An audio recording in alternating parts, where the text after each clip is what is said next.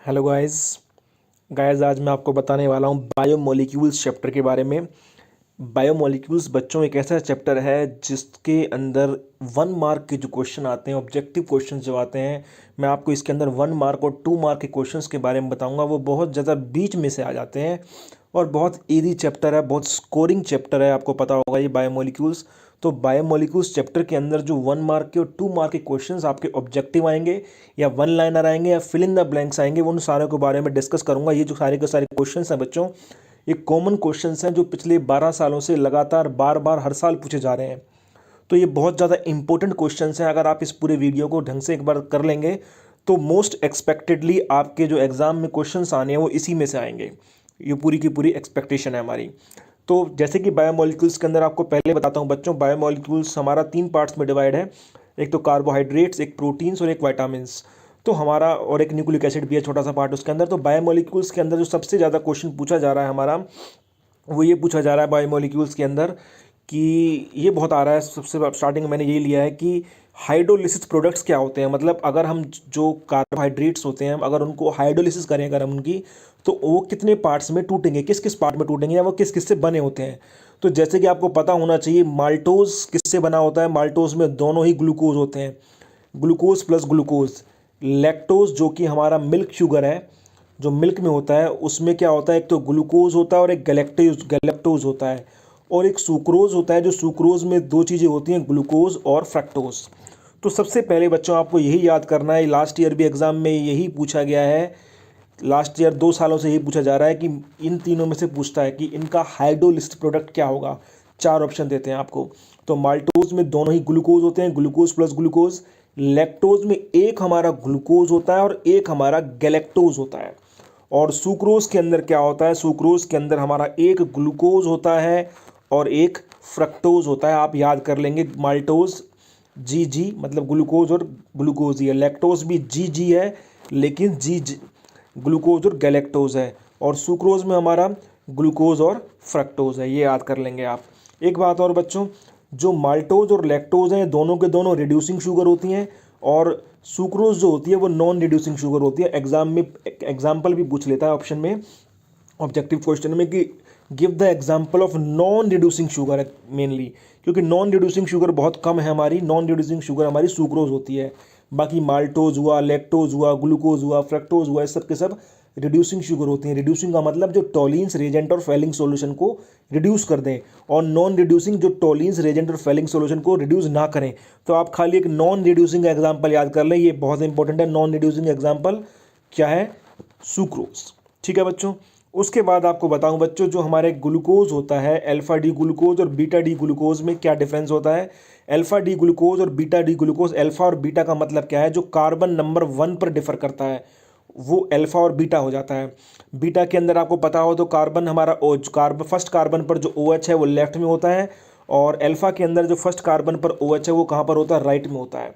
तो इनको कहते क्या है, अल्फा और बीटा डी ग्लूकोज को हम बोलते हैं एनोमर्स। क्या बोलते हैं बच्चों, एनोमर्स। एनोमर्स क्या होते हैं, which the optical isomers which differ on C1।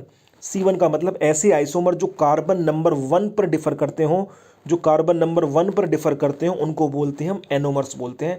तो अल्फा डी ग्लूकोज और बीटा डी ग्लूकोज क्या होते हैं, दोनों एनोमर्स होते हैं।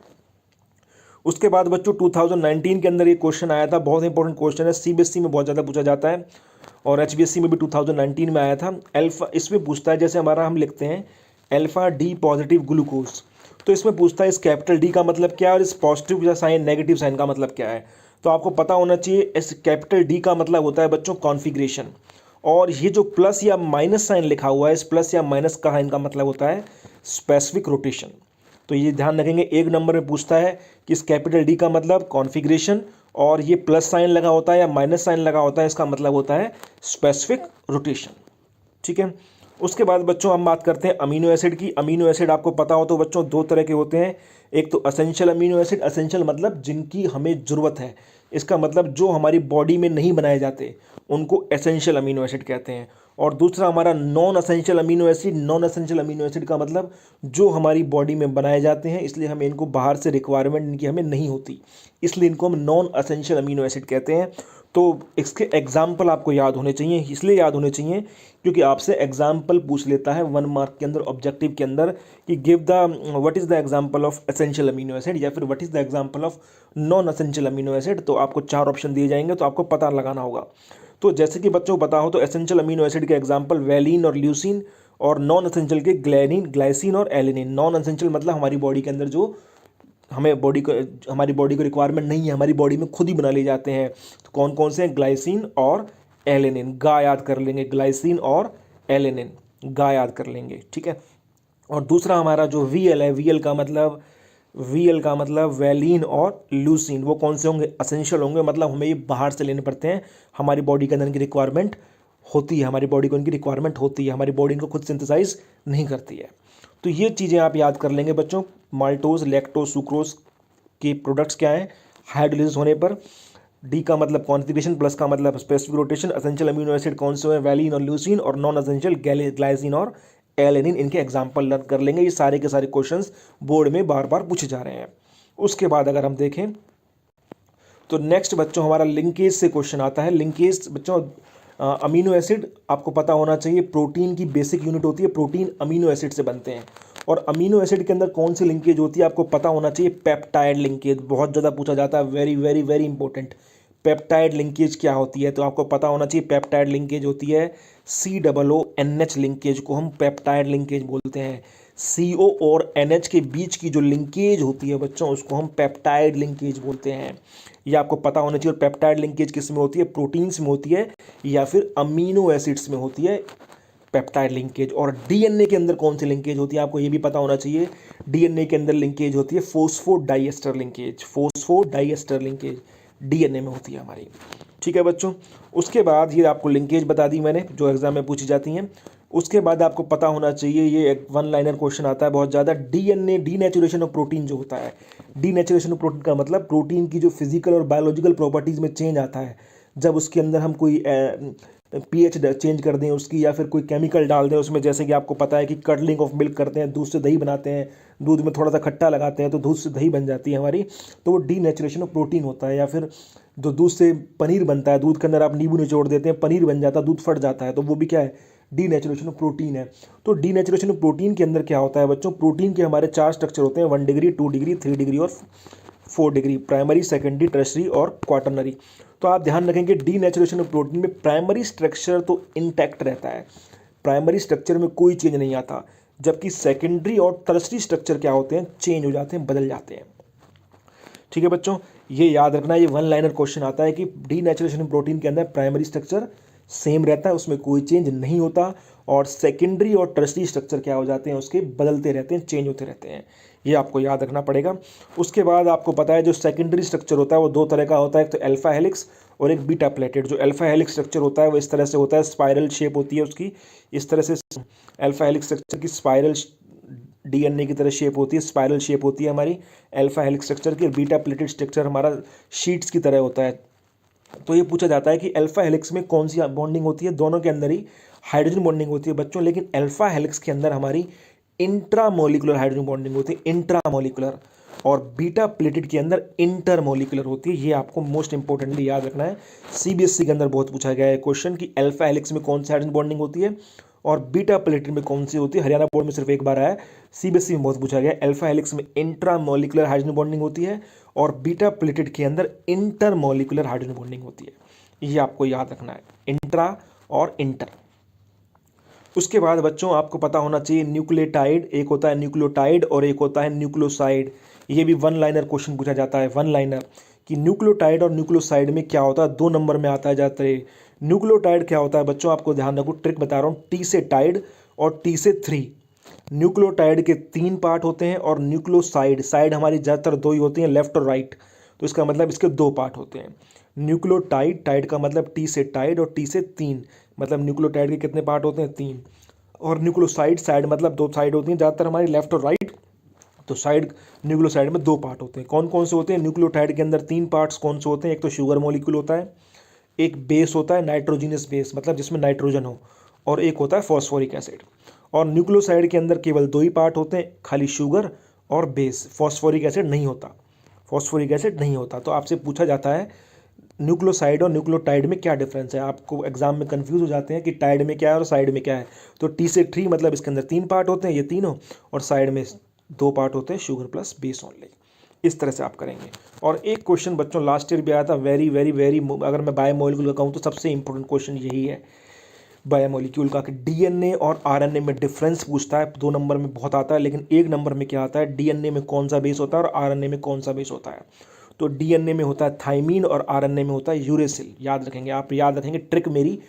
तू, टी का मतलब TU, तू, टी का मतलब थाइमीन और यू का मतलब यूरेसिल। टी का मतलब थाइमीन और यू का मतलब यूरेसिल। थाइमीन और यूरेसिल। ठीक है बच्चों। तो अगर आपसे पूछेगा कि डीएनए में कौन सा बेस होता है तो आपको पता होना चाहिए थाइमीन होता है। आपसे पूछेगा कि यूरेस आरएनए में कौन सा बेस होता है, आपको पता होना चाहिए यूरेसिल होता है।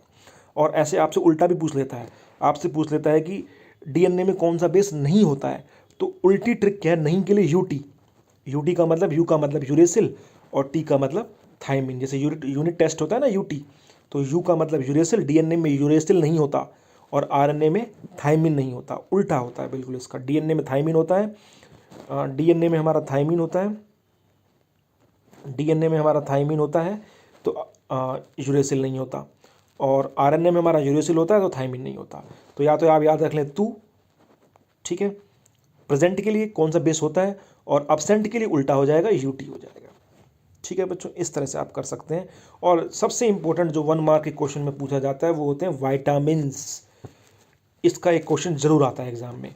आपको पता क्या होना चाहिए, विटामिन से होने वाली डिसीज़ के बारे में। सोर्सेज तो लगभग सबके बराबर होते हैं, वही एग से मिलते हैं, मीट से मिलते हैं, फिश से मिलते हैं, या फिर हमारा सब्जियों से मिलते हैं, ग्रीन वेजिटेबल से मिलते हैं हमारे। तो इस सबके सब सोर्सेज लगभग सबके बराबर होते हैं। सोर्सेज लर्न करने की कोई ज़रूरत नहीं होती है आपको, सबके कॉमन सोर्स होते हैं लगभग विटामिन के। तो आपको याद क्या करना होता है, खाली इनसे होने वाली डिसीज़।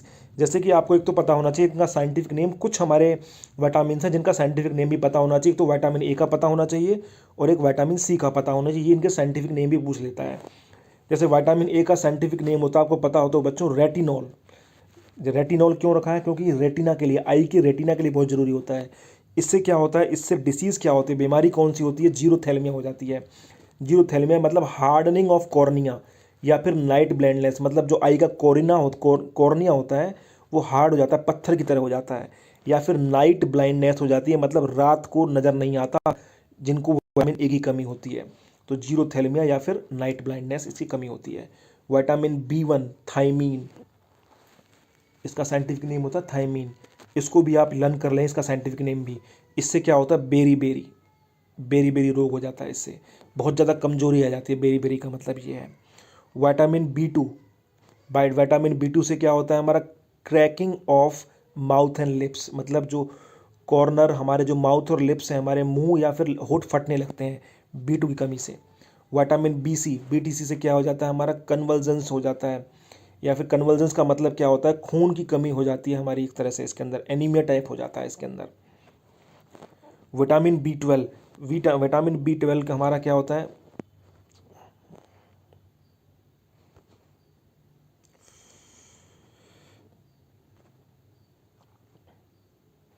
विटामिन B12 से क्या होता है बच्चों, हमारा विटामिन B12 हमारा परनीशियस एनीमिया हो जाता है। एनीमिया का मतलब होता है खून की कमी हो जाना, और परनीशियस एनीमिया का मतलब हमारा ये है कि RBC डेफिशिएंसी, मतलब जो हमारा खून है उसके अंदर रेड ब्लड सेल की कमी हो जाती है। विटामिन B12 का एक चीज़ और याद रखनी है आपको, इसको साइनाकोबालामीन भी कहते हैं। साइंटिफिक नेम साइनोकोबालामीन है। एक अकेला ऐसा विटामिन है जिसके अंदर मेटल होता है। कौन सा मेटल होता है, कोबाल्ट होता है। कौन सा मेटल होता है, कोबाल्ट मेटल होता है। ठीक है बच्चों। उसके बाद विटामिन C, इसका साइंटिफिक नेम जरूर याद करना, विटामिन ए का और विटामिन सी का। विटामिन सी का साइंटिफिक नेम होता है एस्कॉर्बिक एसिड, बहुत पूछा जाता है, बहुत ज़्यादा पूछा जाता है। विटामिन सी का साइंटिफिक नेम एस्कॉर्बिक एसिड, और इससे क्या हो जाता है, स्कर्वी हो जाता है, ब्लीडिंग ऑफ गम्स, मतलब कि जो मसूड़े हैं उनमें मवाद आने लगती है। उसके बाद विटामिन डी से क्या होता है, रिकेट्स हो जाता है। जो छोटे बच्चे होते हैं उनकी जो बोन्स हैं वो उनकी बोन्स में प्रॉब्लम हो जाती है, जिसको रिकेट्स बोलते हैं। विटामिन ई से क्या क्या होता है, स्टेरिलिटी हो जाती है और इंक्रीज फ्रेगलिटी ऑफ। इससे क्या होता है, हमारे जो विटामिन ई की कमी से जो इम्यून सिस्टम है वो वीक हो जाता है। इम्यून सिस्टम वीक होने का मतलब रोग प्रतिरोधक क्षमता कम हो जाती है। उसके बाद विटामिन K, सबसे ज़्यादा पूछे जाने वाला, इंक्रीज्ड ब्लड क्लोटिंग, मतलब इसके अंदर क्या होता है, इम्पेयर्ड क्लो, ये गलत लिख रहा है, इसमें इम्पेयर्ड ब्लड क्लोटिंग आएगा, इम्पेयर्ड क्लोटिंग ऑफ ब्लड हो जाती है, मतलब कि जो ब्लड की क्लोटिंग नहीं हो पाती, रक्त के थप्पे नहीं जम पाते, जब चोट लग जाती है तो खून रुक नहीं पाता, उसको बोलते हैं इम्पेयर्ड क्लोड ऑफ ब्लड क्लोटिंग हो जाती है। मतलब कि विटामिन के की कमी होगी तो ब्लड की क्लोटिंग नहीं हो पाती विटामिन के की कमी से। तो विटामिन के अंदर आपको इतना ही लर्न करना है बच्चों। क्या क्या लर्न करना है बताता हूँ एक बार दोबारा से। विटामिन ए का साइंटिफिक नेम रेटिनॉल, और विटामिन सी का साइंटिफिक नेम एस्कॉर्बिक एसिड। ये दो तो साइंटिफिक नेम लर्न करने हैं। बाकी इनकी कमी से क्या क्या रोग होते हैं वो पता होना चाहिए। ए की कमी से नाइट ब्लाइंडनेस, बी1 की कमी से बेरी, बी2 की कमी से हमारा anaemia, sorry cracking of lips and mouth, बी6 की कमी से हमारा एनीमिया हो जाता है, मतलब खून की कमी, बी12 की कमी से भी एनीमिया होता है लेकिन परनीशियस एनीमिया होता है, मतलब खाली आरबीसी की कमी होती है, रेड ब्लड सेल कम हो जाती है। विटामिन सी से हमारा स्कर्वी हो जाता है, ब्लीडिंग ऑफ गम्स, और विटामिन डी से रिकेट्स हो जाता है, विटामिन ई से इम्यून सिस्टम वीक हो जाता है, विटामिन के से इम्पेयर्ड क्लोटिंग हो जाती है ब्लड की। इसके अलावा क्या याद रखना है, ऐसा कौन सा विटामिन है जिसके अंदर मेटल पाया जाता है, विटामिन बी12 के अंदर कोबाल्ट होता है। और ऐसा कौन सा विटामिन है जो हीट को सहन नहीं कर पाता, हीट सेंसिटिव होता है, वो होता है विटामिन सी, जो आपके खट्टे पदार्थों में मिलता है। आंवले के अंदर विटामिन सी सबसे ज़्यादा होता है। ये हीट सेंसिटिव होता है, हीट को सहन नहीं कर पाता, गर्मी को सहन नहीं कर पाता। ये आपको याद रखना है, इन्हीं से क्वेश्चन पूछा जाता है जो मैंने आपको बताया है। तो ये आपका बायोमोलिक्यूल्स के बारे में बताया मैंने बच्चों। आपको बायोमोलिक्यूल्स के 1 मार्क के और 2 मार्क के जो क्वेश्चन है जो मैंने आपको बताया वो मोस्ट प्रोबेबली यहीं से सेट हो जाते हैं हर साल। Thank you very much.